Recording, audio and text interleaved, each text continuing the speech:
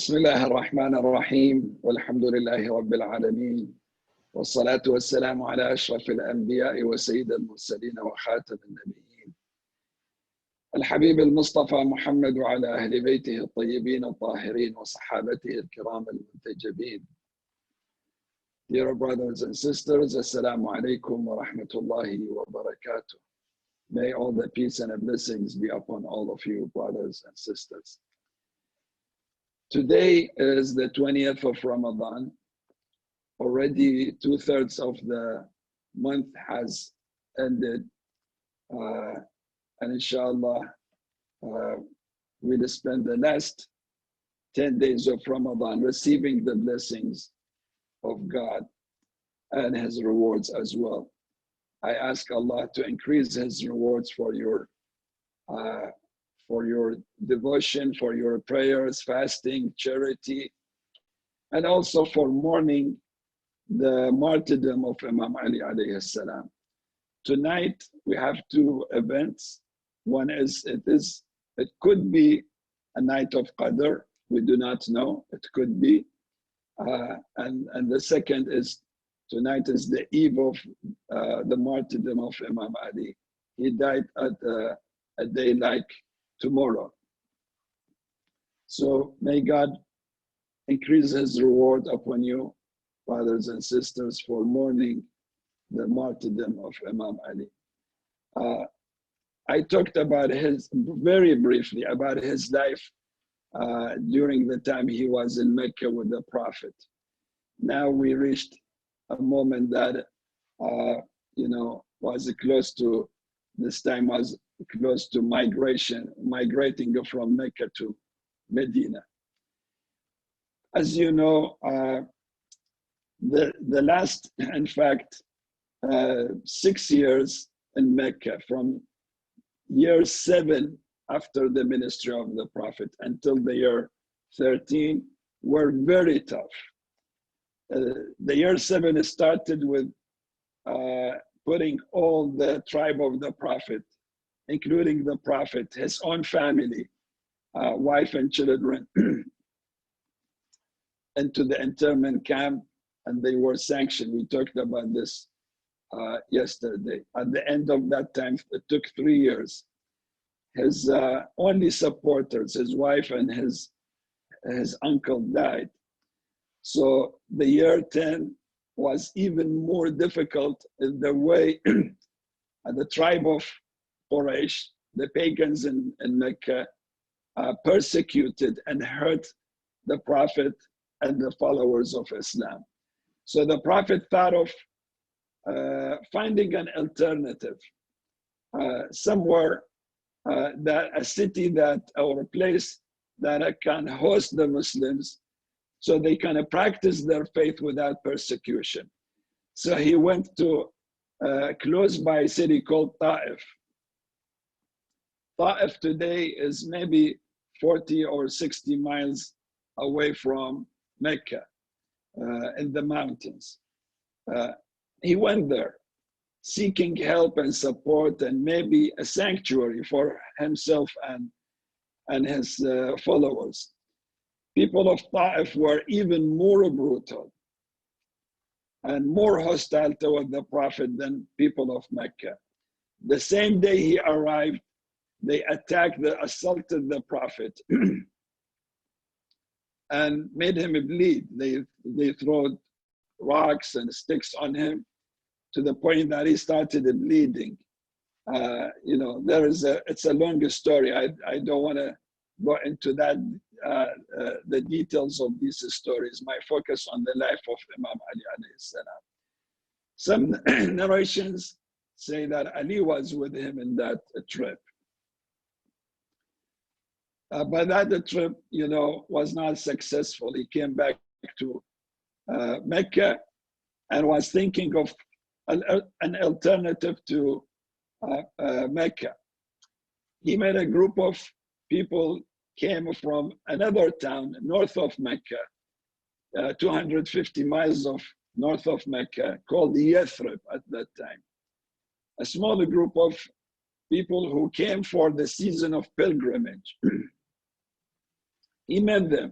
He introduced the faith of Islam. They got excited. They embraced the faith of Islam.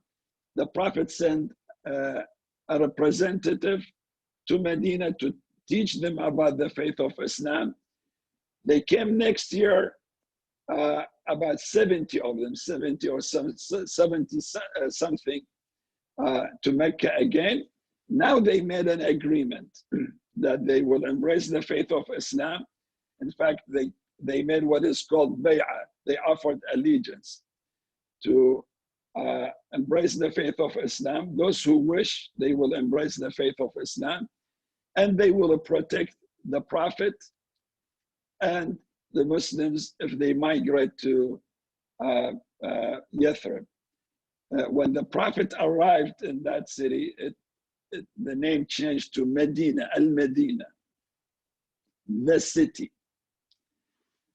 So that was in the second season of pilgrimage that the Prophet met those people.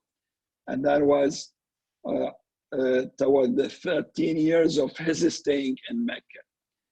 So when they agreed on this agreement between the Prophet and people of Medina, the Prophet told the Muslims to migrate slowly and privately, one by one, or two, in groups of two, or small, very small groups that the pagans would not notice. So they started gradually, one by one, leaving Mecca and going to the Muslims leaving Mecca, going to Medina, until almost all of them, very few left, including the Prophet and his household. They were there. On the other side, the pagans increased their hostility against the Prophet. And then finally, they decided to kill the Prophet. In a very long story, that they decided to kill the Prophet. Somebody or God informed the Prophet about their plan, that they are intending to kill you, Muhammad, so you have to leave town. The Prophet told his cousin Ali that there is a plot against me to kill me. I need your help here. Are you ready to help? And this help there is a risk that you lose your life. Are you ready? And he said, if you are safe, if you stay safe, I don't care about myself. I am willing to sacrifice my life for your safety. The Prophet said, yes, I will be safe. So he asked him to do three things.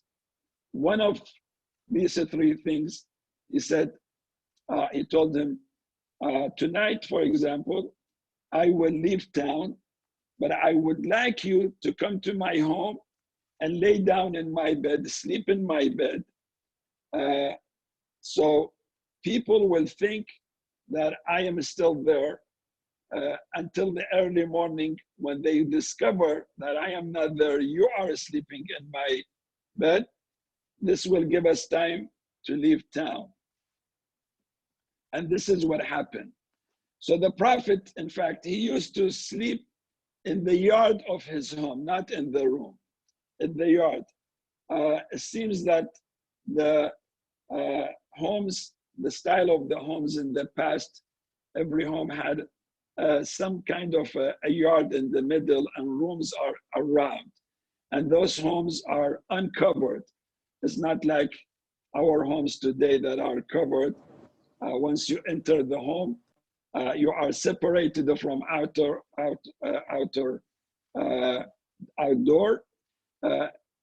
Their homes were open. Still many in the countries in the East, they still build these homes that there is a yard in the middle. And the walls were short, not very tall walls. So anybody would pass in the front of the home, they would see the yard in the middle of the home. The Prophet used to sleep in the middle of that yard, and people can see somebody is sleeping there in the middle of the yard. Possibly this was a habit during summer, because rooms would be too hot to sleep in, so they would sleep in the yard, in the open. It's you know, has a lower degree of heat there in the yard. So the Prophet left, and Ali came and slept in the bed of the Prophet there. And those group, the pagans in Mecca, the leaders of pagans, decided to send 40 strong to kill the Prophet. From every tribe in Mecca, they asked for a volunteer to come and be part of this killing. Why? So when the tribe of the Prophet would seek justice or revenge, of course they cannot fight 40 tribes. They will be pleased to receive the ransom. That was the idea of their plot, that they will send 40 young men strong to kill the Prophet, and then they'll negotiate with the tribe of the Prophet that you cannot fight all of those. We can give you some money to keep you pleased. This is a ransom.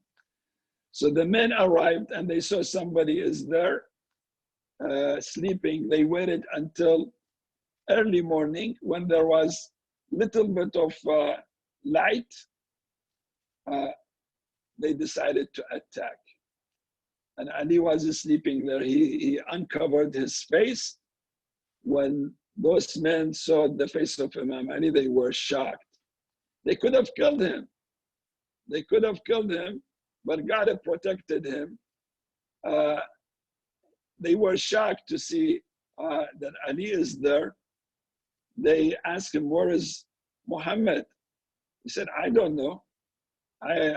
You know, he left. You didn't put me as a guardian for Muhammad." So they were shocked. They knew that Muhammad already left town. Ali slept in the place of the Prophet, in the bed of the Prophet, to protect him, to buy some time for the Prophet to leave his Mecca, his hometown, and go to Medina. So this is another example of how close they were, Ali and the Prophet, and also how Ali was ready to sacrifice his own life for the safety and the security of the Prophet. So the Prophet asked him to do three things. That was one thing, to stay in his place until he leaves town. The second thing was that the Prophet had a lot of valuable things entrusted with that belongs to the pagans and the people of Mecca. You see, the Prophet, though people of Mecca were very hostile toward him, but they trusted him. They used to call him as-Sadiq al-Amin, the honest and the trustworthy. And they would bring their valuables and leave it with the Prophet, whether it is money or jewelry or anything else. They would keep it with the Prophet. Now the Prophet wanted to leave without letting people know. So he didn't tell them, he didn't return their valuables while he was there, because if he would have told them, they would know that he is leaving and they might kill him. So he asked Ali to return all these valuables, amanat, things that he has been entrusted with, to their owners. And most of them are pagans, could be among those people who decided to kill him as well. And he stayed 3 years. His job was to return all these valuables to the people of Mecca. Now, what is interesting here is that when the Prophet left, the pagans in Mecca, they actually declared, announced that there is a prize for whoever would bring Muhammad alive or dead. 100 camels, they say. Whoever bring Muhammad alive or dead, he will get 100 camels as a prize. And yet the Prophet decided to get them back their valuables. He could have said, those people, they want to kill me. They had announced a prize for my life. Why should I return their valuables to them? Maybe I in need of these valuables more than them. But his ethics, his religion, his manners, in fact, prevented him from even thinking about that. His personality, his characters, his characteristics, in fact, prevented him from even thinking, and he told Ali, return these valuables to their owners. And I assume they were not only one or two, because if they were very few, Imam Ali would be done within half a day. But it seems that they were many, that it took a little bit longer. So that was the second thing the Prophet asked Ali to do after he left town. And the third was to bring the family of the Prophet, take them to Medina. Because the Prophet, he left with his companions, Abu Bakr. He didn't take his family. His family stayed there. His daughter, for example, Fatima, Sayyidah Fatima alayhi salam. He asked Ali to bring the ladies and those who want to, those who are left behind and those who want to go to Medina. Not every Muslim migrated. Some of them, they could not migrate. Some of them were slaves. Some of them were attached to their families. They could not take their families because they are the only source of living and income for their families. So not everyone could leave. Those who were able to leave, they left. And then many wanted to leave later. At that time, the pagans in Mecca said, no more migration. You stay here. If you leave, you'll get hurt, you'll be tortured, and all your wealth and property will be confiscated. So Ali took the ladies. It's interesting that the ladies, three ladies there, all were named Fatima. Fatima, the daughter of the Prophet and the future wife of Imam Ali. Fatima bint Asad, the mother of Imam Ali. And Fatima bint Zubair, the daughter of Zubair, who is the uncle of Ali and also the uncle of the Prophet sallallahu alaihi wasallam. And a couple of maybe other people, men who were Muslims, including a young man called Ayman. Ayman was the son of Ayman. Ayman was the nanny of the Prophet. Ayman was the servant of the mother of the Prophet,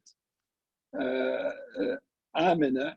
When she died, she became the nanny of the Prophet. And this is different than the nursing mother, Halima Sa'diyah. Halima Sa'diyah was the nursing mother for the Prophet. He lived with them 3 to 5 years in the desert. But then he came back to Mecca, and he had this nanny, Ayman. She stayed with the Prophet all her life. So this is her son migrating with Ali to Medina. The travel time between Mecca and Medina at that time was about 10 days.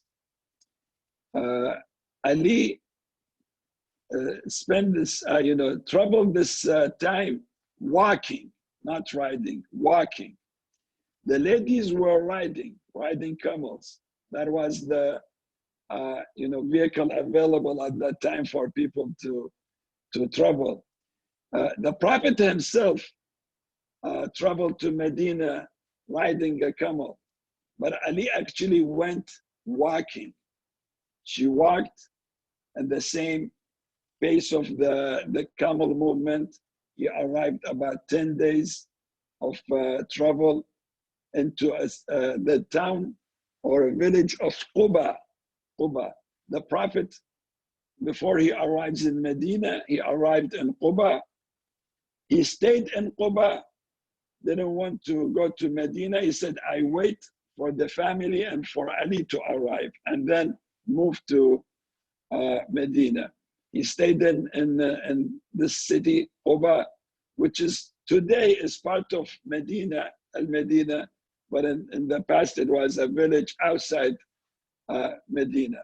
He stayed there. He in fact prayed the first Friday, first ever Friday prayer held in Islam in the city of, in the village of Quba. And he also built the first mosque. The first mosque ever built in Islam was in that city, Quba. And he waited for Ali and the ladies to arrive. When Ali arrived, his feet was injured and swollen. And then when the Prophet came to meet him, he was very happy to see him, but he saw his feet as swollen and injured. So what he did, he wiped his hand over the feet of Imam Ali. Imam Ali says later, I never complained about my feet in my life ever. No sickness, no trouble from my feet ever.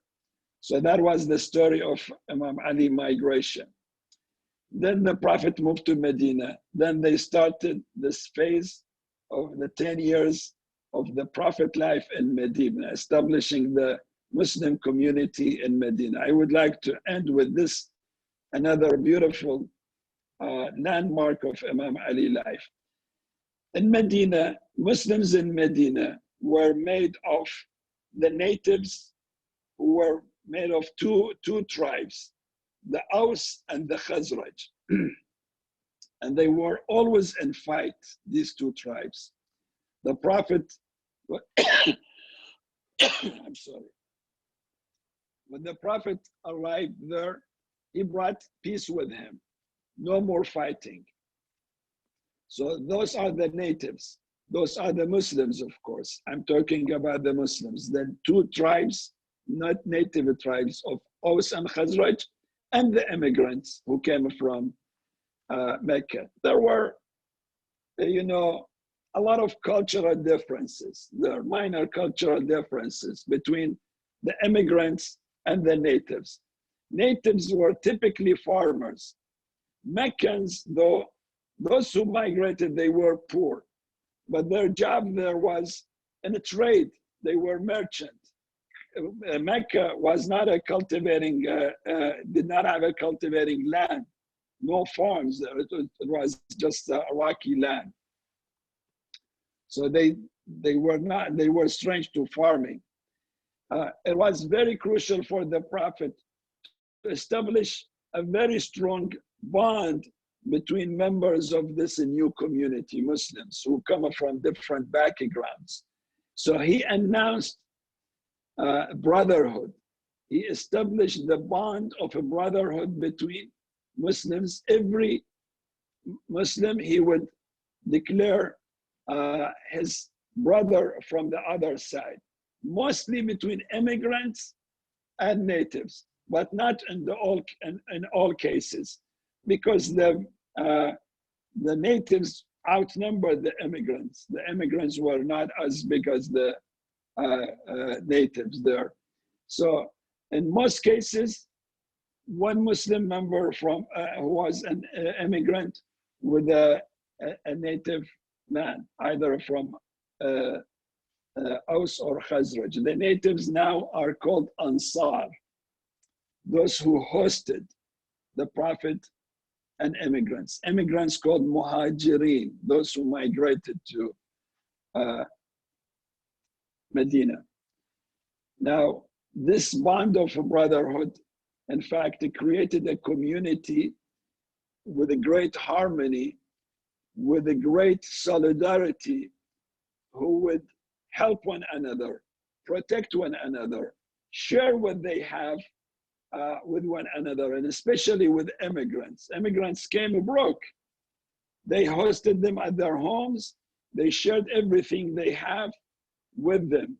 This shows how generous, how supportive, how kind the immigrants, the natives were, the Ansar. So he took every immigrant and said, "This is your brother. This is your brother," until everyone was bond with, another person. It generally was immigrant with a native, but not all cases. Ali was left. He came. He said, "How about me?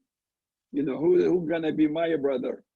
The Prophet said to him, "Anta akhi fi dunya wal akhirah." You are my own brother in this life and in the hereafter. What an honor for Ali to be who he was raised by the Prophet. He was taught by the Prophet. The Prophet was his mentor. And now the Prophet would say, "You are my brother." This is a greater brother. We'll continue, inshallah, with this tomorrow and highlight his life in Medina as much as we can within half an hour for tomorrow, inshallah. I conclude here. Before I recite Fatiha for the blessings of the soul of Mu'mineen and Mu'minat, if there is a question or a comment, please raise them now. Brothers and sisters, we'll see you, inshallah. Join us at 9:30.